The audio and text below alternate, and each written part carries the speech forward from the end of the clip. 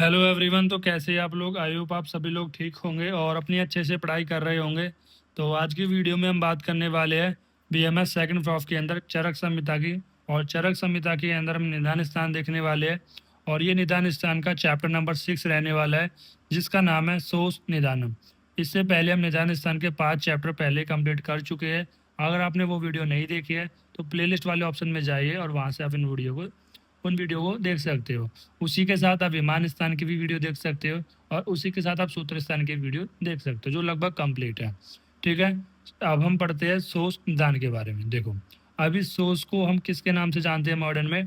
Tuberculosis के नाम से जानते हैं। ठीक। राज्यक्षमा जिसको हम बोलते हैं। देखो, अब इस सोच निदानम को आचार्य चरक ने रोग समूह नाम बोला गया है। मतलब ये रोगों का समूह बोला गया है। मतलब सोच होने के बाद आपको बहुत सारी डिजीज हो सकती है।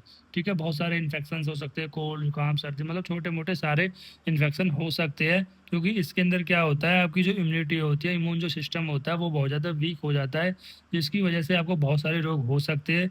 इसलिए आचार्य चरक ने सोच निदान को रोग समूह नाम बोला गया है। तो पूछा जा सकता है रोग समूह नाम किसको बोला गया है, तो सोच को रोग समूह नाम बोला गया है। ये बात ध्यान रखना। ठीक है। अब सोच के बारे में बात करते हैं। देखो, सोच का नाम से ही पतला कि सोच सूख गया है कोई चीज़। ठीक है। तो यहाँ पर क्या होता है, जो रस आदि धातुओं का शोषण हो जाता है।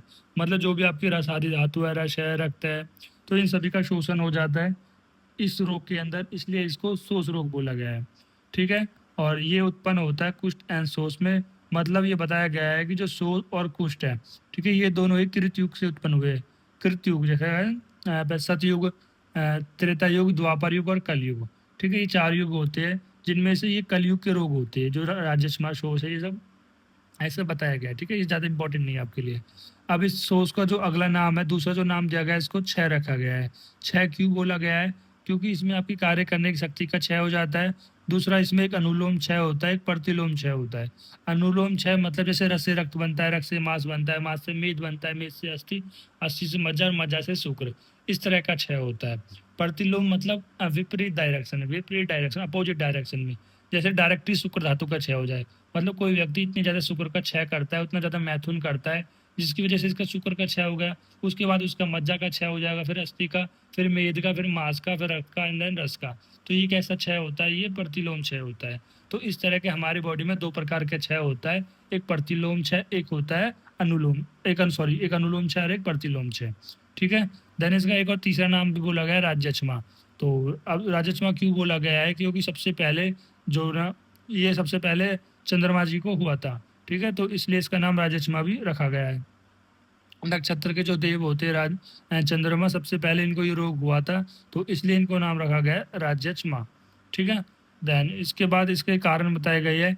ये जो सोस होता है, राजक्षमा होता है, इसको 4 कारण बताए गए हैं। सांस की वजह से, मतलब आप में उतनी ताकत नहीं है, फिर भी आप उतनी ताकत लगाते हो। जैसे मान लो कि आप में ताकत नहीं है 5 किलोमीटर चलने की और आप 20-25 किलोमीटर चल जाते हो, उसकी वजह से क्षय हो जाता है। आप में ताकत नहीं है 2-3 बार मैथुन करने के दिन में आप 6-7 बार कर देते हो, 10 बार कर देते हो। ठीक है। या फिर आप में ताकत नहीं है किसी ऐसे व्यक्ति से लड़ने की जो आपसे ज़्यादा बलवान। ठीक है। तो जैसे मान लो आप में इतनी ताकत नहीं है कि आप मान लो कि एक पहलवान व्यक्ति से लड़ सको, लेकिन आप फिर भी उससे ताकत लगाते हो, अपना पूरा बल लगाते हो, तो उसमें भी क्या हो जाएगा, आपका साहस सोच, साहसजन्य सोच कहलाएगा। संधारण जन्य मतलब धारण करना, अपने वेगों को धारण करना। कि आप मतलब ऐसी कंडीशन में हो, जैसे मान लो कि आप किसी मीटिंग में हो, या फिर आप बहुत ज़्यादा पढ़ने पे व्यस्त हो गए हो, जो भी आपके वेग आ रहे हो उनको आप धारण कर रहे हो उसकी वजह से। तीसरा होता है क्षय की वजह से। चौथा होता है विषम भोजन की वजह से। इस विषम भोजन के अंदर हम देखेंगे कि अगर हम जो अष्टार विधि विशेषायतन है, कि अगर इनको अच्छे से फॉलो नहीं करते हैं तो ये इसकी वजह से होता है हमारा विषम जन्य सोच। तो इसके अंदर क्या आते हैं, अष्ट आर विधि विशेषायतन का अगर आप क्रम से पालन नहीं करते हो। जैसे कि आपका अष्टार विधि विशेषायतन क्या होते हैं, जैसे कि प्रकृति, करण, संयोग, राशि, देश, काल, उपयोग और उपयोगिता। ठीक है। देन अब हम एक एक करके देखते हैं। सबसे पहले हम देखते हैं साहसजन्य सोच के बारे में।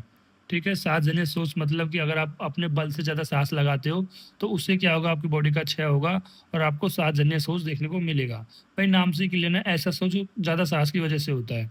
जैसे इसके निदान क्या होते हैं, इसके जो निदान बताए गए हैं कि दुर्बल होने पर बलवान से लड़ाई, बड़े धनुष को चलाना, अधिक बातचीत करना, अधिक भार ढोना, पानी में अधिक तैरना, अधिक मार्गमन, चोट लगने से तो या फिर चोट लगने से छाती में फुफ्फुस में छत हो जाना, ठीक है, मतलब आपकी चेस्ट में अगर कोई इंजरी वगैरह हो जाती है, इसकी वजह से जो आपके लंग्स में कोई इंजरी हो जाती है। चेस्ट में इंजरी मतलब कहीं ना कहीं वो बोल रहे हैं कि इंजरी की वजह से अगर आपकी चेस्ट में या लंग्स में कोई इंजरी होती है, ठीक है, तो इन सब से जैसे हमें बताया गया है कि निदानों का सेवन करा।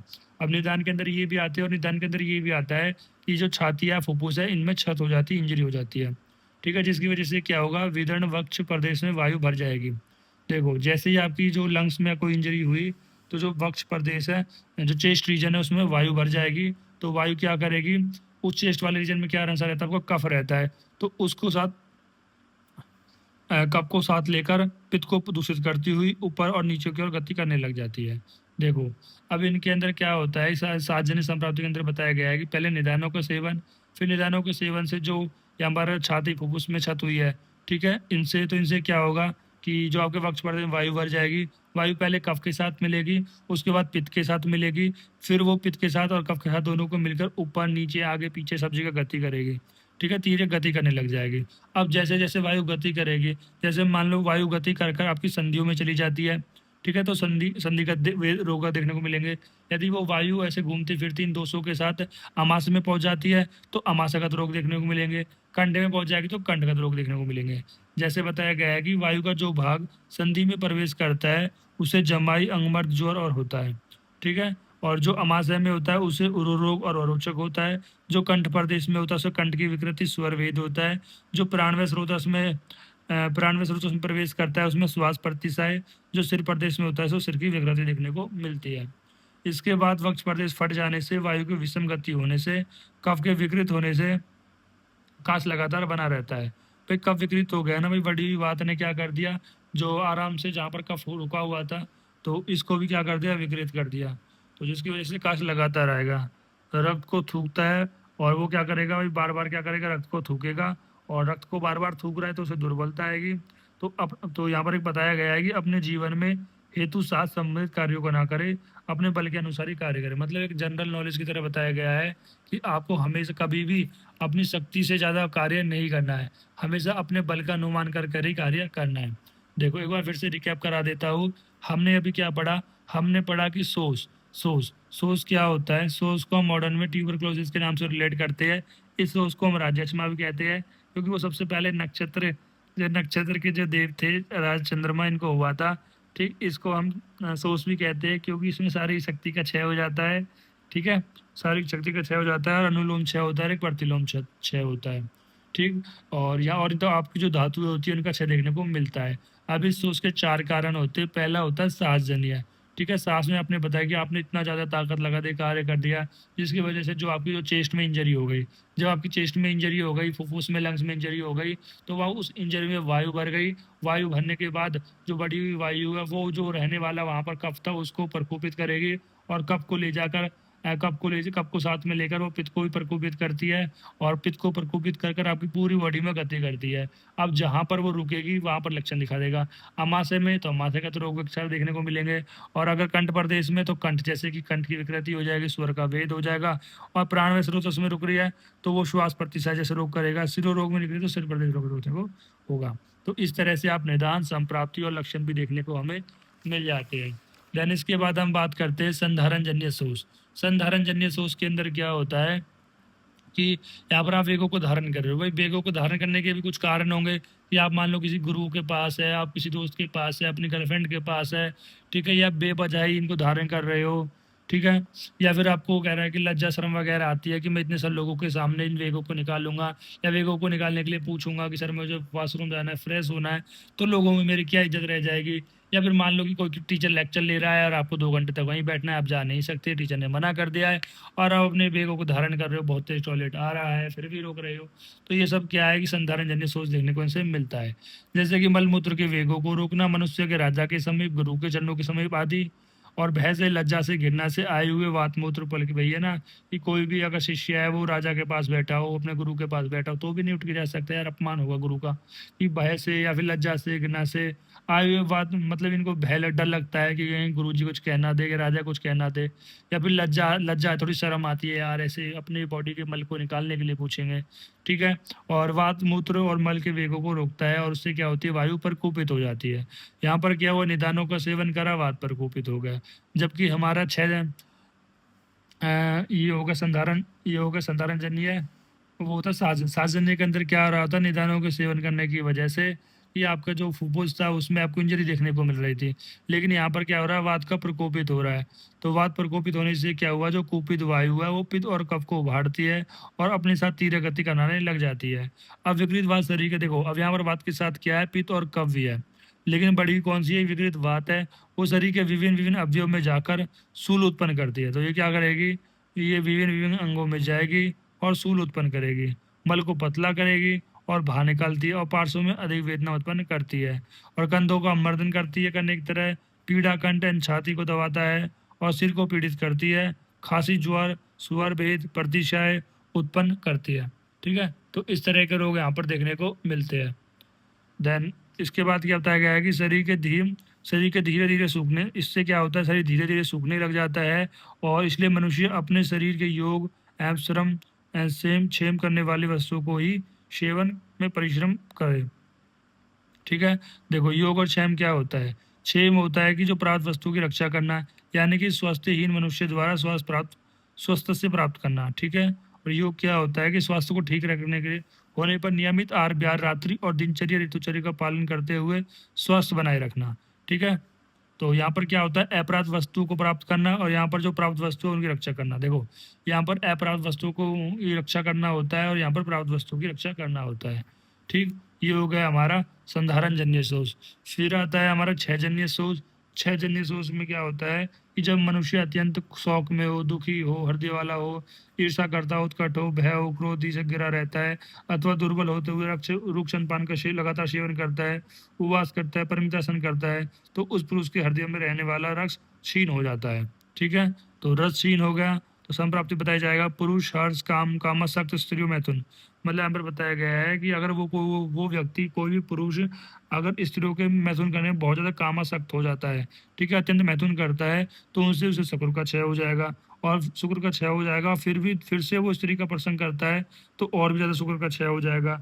अब देखो, जब भी शुक्र का क्षय हो रहा है, धातु का क्षय होता है, तो आपकी बॉडी में वात का प्रकोप होता है। तो वात प्रकोप होकर क्या करेगी, रक्तवाही धमनियों में प्रवेश करेगी, रक्तवाही धमनियों में प्रवेश कर वो रक्त स्त्राव करता है। ठीक है। तो यहाँ पर क्या हुआ, रक्त वायु, वायु से मैथुन, मैथुन से शुक्र का रक्त देखने को मिलता है। तो मतलब यहाँ पर क्या हुआ कि रक्त के साथ पहले वात प्रकोपित हुआ, वात प्रकोपित होकर रक्तवाही धमनियों में चला गया, तो वहां से बताया जा रहा है रक्त और वायु साथ में आ गई, और फिर भी आप बार बार मैथुन कर रहे हो, तो इससे क्या होगा कि शुक्र मार्ग से जब आप मैथुन करोगे तो शुक्र मार्ग से आपको रक्त देखने को मिल जाता है। क्यों? क्योंकि जो रक्त के साथ क्या मिल गई है, वायु मिल गई, प्रकोपित वायु रक्त के साथ मिल गई है, और अगली बार जब भी आप शुक्र का करोगे, मैथुन करोगे, तो शुक्र के साथ आपको रक्त देखने को भी मिलेगा। तो इससे क्या होगा, शुक्र का क्षय होगा, रक्त का क्षय होगा, संध्या शिथिल हो जाएंगी, रुक्ष दुर्बल हो जाएंगी, वात की वृद्धि हो जाएंगी।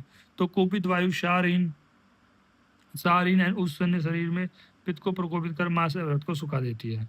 लक्षण क्या है कि पार्श्वों में पीड़ा मिलेगी, कंधों में पीड़ा मिलेगी, कंठ को विकृत करती हुई, विपरीत वायु कफ को प्रकोपित करती हुई सिर को नष्ट कर देती है। समझ में आ रहा है आपके में? ठीक है। तो इसके बाद हम पढ़ते हैं हमारा जो लास्ट है राजस्व में लास्ट सोर्सेस को हम बोलते हैं विषम भोजन जन्य शोष। तो यहाँ पर बताया गया है कि जब पुरुष पान आदि वस्तुओं को प्राकृतिक आदि अष्टार विधि विशेषासन के विपरीत सेवन करता है। अष्टार विधि विशेषासन क्या होता है, प्रकृतिकरण, सहयोग, राशि, देश, काल, उपयोग और उपयोगिता। ठीक है। अगर इनके विरुद्ध सेवन करता है तो इससे आपकी बॉडी में त्रिदोष प्रकोपित हो जाएंगे, विषम हो जाएंगे, ये तीनों दोष आपके शरीर में फैल जाते हैं और प्रकोप होकर स्रोतों में अवरोध कर देते हैं, जिसकी वजह से देखो जो भी रस होता है उसे दो भाग बनते हैं, एक प्रसाद भाग, एक सार भाग। स्रोतों में अवरोध हो जाता है तो प्रसाद भाग कम बनता है और मल भाग यानी मलमूत्र भाग ज़्यादा बनता है।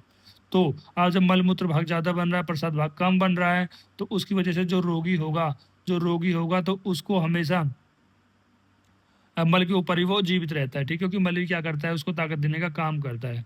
तो धातु उसे नहीं बनती है, और वह पुरुष केवल मलिक, भाई धातु तो बनेंगे ही नहीं ना, तो प्रसाद भाग नहीं बन रहा। भाई रस से सार भाग से अगर रस नहीं बनेगा, रस से रक्त कैसे बन जाएगा फिर।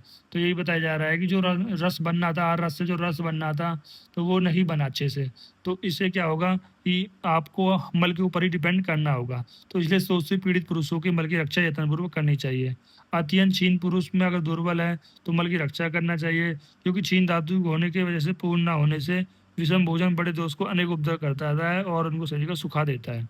अब बताया गया दोषों के अनुसार, बात के लक्षण की बात के अनुसार कि शूल होगा, अंग मर्द होगा, गले में खरखराहट होगी, पार्श्व होगा, वेदना होगा, पीड़ा होगी, स्वर वेद प्रतिशाय होगा। पित्त के अनुसार ज्वर होगा, अतिसार होगा, पेट दहा होगा, कफ के अंदर प्रतिशाय होगा, शार भार होगा, भारेपन होगा, रुचि होगा, श्वास होगा। तो काश के अधिक होने के कारण छाती में छत होने से रक्त को थूकने लगता है। तो बताया गया है कि काश को अधिक होने के कारण छत होने से रक्त को थूकने लग जाता है। गहरा काश के अधिक होने के कारण छाती में छत होने से रक्त थूकने लग जाता है। मतलब बताया गया है, अगर आपको काश होता है और उस काश से आपकी चेस्ट में इंजरी होती है, जिसकी वजह से आपके जो काश में आपको ब्लीडिंग भी देखने को मिल सकती है। अगर रक्त के लगातार निकलने से दुर्बल उत्पन्न हो जाती है, और बार बार रक्त निकलेगा तो दुर्बलता आ जाएगी। तो वह पुरुष उपद्रव से पीड़ित होकर धीरे धीरे सूखने लगता है। तो इसको हम विषम लक्षण में कहते हैं। तो इसमें हम हित द्रव्य को सेवन करें, नपातुला समय पर भोजन करें, ठीक है। मतलब नपातुला मतलब मात्रापूर्वक यहाँ पर आपको भोजन का सेवन करने को बताया गया है। देन इसके बाद हम बात करते हैं राजक्षमा के पूर्व रूप के बारे में।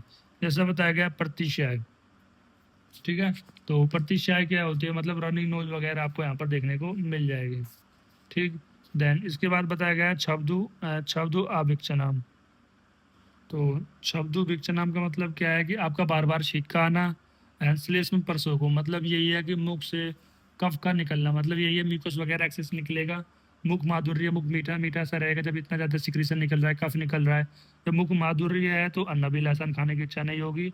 अन्न काले चायस, मतलब भोजन करते समय थकावट होना, कि मतलब इतना ज़्यादा रोगी कमज़ोर हो जाता है राज्यक्षमा के अंदर। अगर वो किसी आहार को भी पचाता है तो उसका जो पूरा जो फेस वगैरह होता है वो भी थक जाता है। दोष दर्शन, जो पात्र जल अन्न दाल, मतलब दोष दर्शन मतलब जो पात्र जल अन्न दाल चटनी भंडारी आदि गंदे ना हो या थोड़े गंदे हो, उनमें भी अधिक गंध का दिखाई देना। मतलब हमें बताया गया है कि ऐसा आहार विहार जो गंदा ना हो फिर भी उसको अधिक ज़्यादा गंदा दिखाई देता है, इसलिए बोला दोष दर्शन, ठीक है। और मुक्तवत, मुक्तवत से आस्यम आलाशम।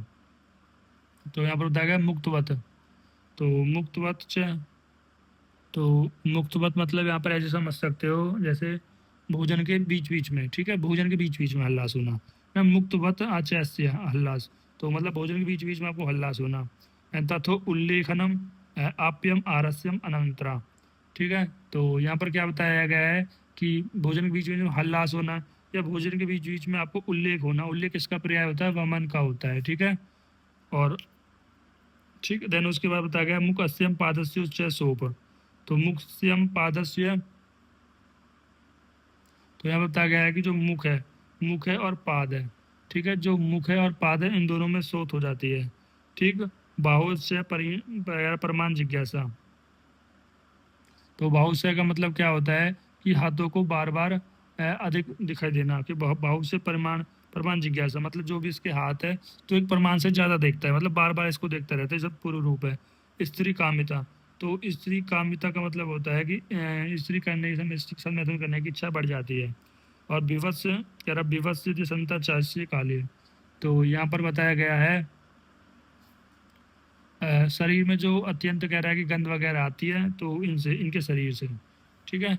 देन इसके बाद हम बात करते हैं कि तालाब का पानी, देखो तालाब का पानी नहीं दिखता, शहर में तबाह दिखता है, शहर में पानी आ गया है।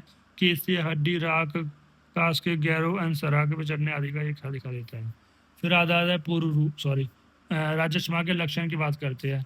तो राजस्मा के यहाँ पर एकादश रूप बताए गए हैं, एकादश रूप, ठीक है। तो एकादश रूप को पढ़ने से पहले दो चीज़ और देखो। एक होता है सामान्य रूप जिसको हम बोलते हैं त्रिरूप, वो कौन सा होता है, अंश पार्श्व अभिचाप है, तो अंश में पार्श्व में अभिचाप होना, संत कर्प्यादो मतलब संताप कर्प्यादो होता है, और ज्वर सर्वांगस से होता है, ठीक है। फिर होता है षडरूप, षडरूप कौन कौन से होते हैं कि ज्वर काश अरुचि स्वर भेद प्रतिशय एंड अतिसार, ज्वर काश अरुचि स्वर भेद प्रतिशय और अतिसार। तो झक्कास से याद रखना कि ज्वर काश अरुचि स्वर भेद, पार्श्व, पार्श्व और अतिसार। ठीक है, तो झकास प्लस यहाँ पर कह रहा है कि आप डबल एस कर देना, जिसके अंदर श्वास और शोणित दर्शन भी देखने को मिल जाएगा। देन इसके बाद एकादश रूप के अंदर 6 तो यही हो जाएंगे, झकास पा, और इसके 2 मिल जाएंगे जो आचार्य शुरू में 2 बताए ना, ऐसे श्वास और शोणित दर्शनम, श्वास और शोणित दर्शनम। और उसके बाद आप यहाँ पर और भी लिख सकते हैं, नए शीर्षा परिपूर्णतम, श्लेष्म दर्शनम, आश्वमर्दम। ठीक है, तो ऐसे आप लिख सकते हो। इसी के साथ हमारा चैप्टर ये कंप्लीट होता है। अगर आपको कोई भी चीज़ समझ में नहीं आई है तो कमेंट बॉक्स खुला हुआ है, वहाँ पर बेझिझक आप अपने डाउट पूछ सकते हैं। अगर आपको वीडियो अच्छी लगी है, हेल्पफुल लगी है, तो आप लोगों से एक रिक्वेस्ट है, प्लीज़ गाइस वीडियो को लाइक कर दिया करो और चैनल को सब्सक्राइब कर लियो, और ज़्यादा से ज़्यादा कमेंट करना। ठीक है।